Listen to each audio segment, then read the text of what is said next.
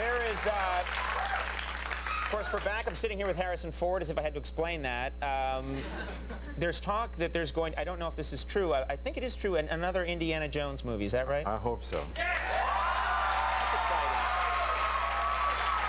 We're working on a script, and if it all comes together, we're going to start shooting in 2004. That'd be exciting, obviously. In the original, there's a scene that I saw the original not too long ago, and the scene still holds up, which is hard to do, especially in our culture, because, you know, jokes get old, they get stale. There's the scene where Indy is up against this amazing swordsman, and he does all these amazing tricks, and then you just shoot him, and it still is this great, unexpected scene. And then I was talking to somebody about it, and somebody said to me that was not originally in the script, that was something that you developed in the moment. Is that right? Well, that poor guy, I mean, he'd been training for 3 months to... Steven, thought that you could throw a salami up in the air and slice it like in the deli slices. So he looked all over the world to try and find somebody that was really, really good with a sword. And this guy was the best they could find, but he wasn't that good. So he spent 3 months training, seriously training for because the two of you are supposed to have a whip and sword fight for 3 days. We were shot for 3 days on this thing, and they told him, you know, what we're going to do is we're just going to shoot you, and he was really upset. The first time I shot him, the first time we did, it took him about 3 minutes to die. He figured as long as he was there, he was going to get something out of it. Right. And so, no, the poor guy, I feel sorry for him, even now. Why don't you fly your helicopter to him and visit him?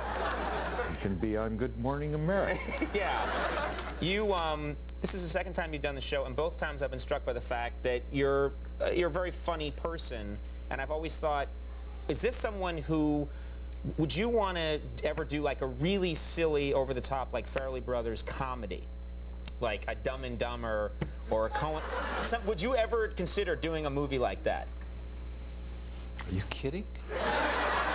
I'd die to do that kind of movie. You'd like to do that kind of movie? I love that kind of movie. I love stupid. Why you have come to the right place. I love it. I would love to work with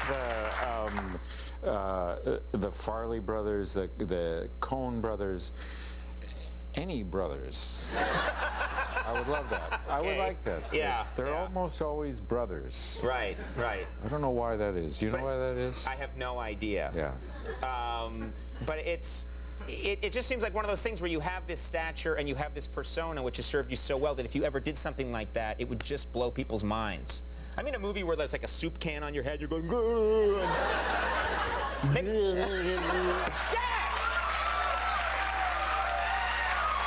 funny. That's funny. That is funny.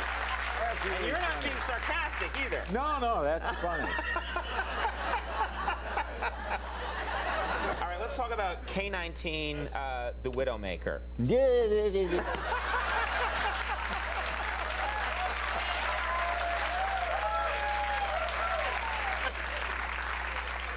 They're eating it up! What kind of a name for a movie is that, K-19? It's a stupid name. It's stupid. And why do they have to be Russian? I don't know. What is that about? Right now, the movie company is like, get him off! Get him off! Get him off! Russian? What? No, is... Wow! Yes, Conan. I did make that movie. Yes! K-19, The Widowmaker. It's coming out very soon. Yes. Let's talk about it.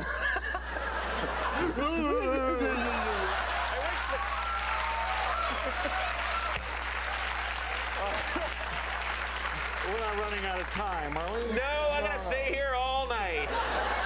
I got nowhere else to go. Well, I do. Man, how do we get into the movie then? I've got an now seriously get into the movie, and I No, don't it's know not how a to problem. do it. I'll do it for you. You do it for me. Okay. We're going to show a clip now from the movie. Okay. Look, it's a movie about Russian submarine crew, a Russian submarine crew on one of Russia's first nuclear-powered, ballistic missile-armed submarines that was rushed into service with their nuclear propulsion unit, which is a nuclear reactor, was a relatively new technology at the time. And this is the story.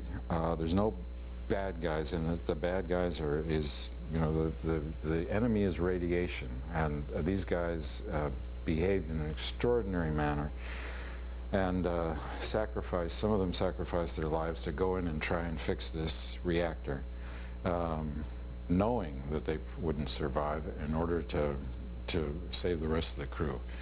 It's an extraordinary true story based on true events. And I play a Russian submarine, which is why I talk the way I do, because I'm Russian. It's Chiron at the bottom of the screen. Why do they have to be Russian? I don't have a lot of pull in the business. You're asking the wrong guy. No, it's a very exciting movie, and this is you do the rest. Do we need to know anything specific about this particular clip? I think we've just discovered the problem, and I'm talking to a young reactor officer, played by a wonderful actor. A lot of great young actors in it. This is Peter Skarsgård that I'm talking to. He's responsible for the reactor. All right, let's take a look at this clip from K-19, The Widowmaker. How bad is it? The leak is in the sealed area. There's no way to get to it. The temperature will keep rising till it reaches 1,000 degrees. And what? no one knows. It could start a chain reaction. There would be radiation leakage. The core would melt through the reactor and start a thermonuclear explosion.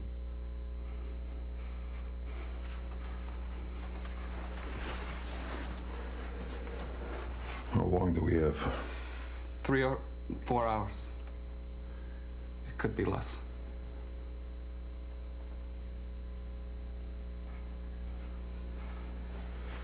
Get whoever you need, regardless of rank, and solve this. Yes, Comrade Captain. Solve this. That's why you're here, you understand? It's tense. The K-19, The Widowmaker, opens this Friday. And thank you so much for coming here. It's a huge treat. Really, seriously, thank you very much. Harrison Ford, everybody, we'll be right back with Jack Ryan.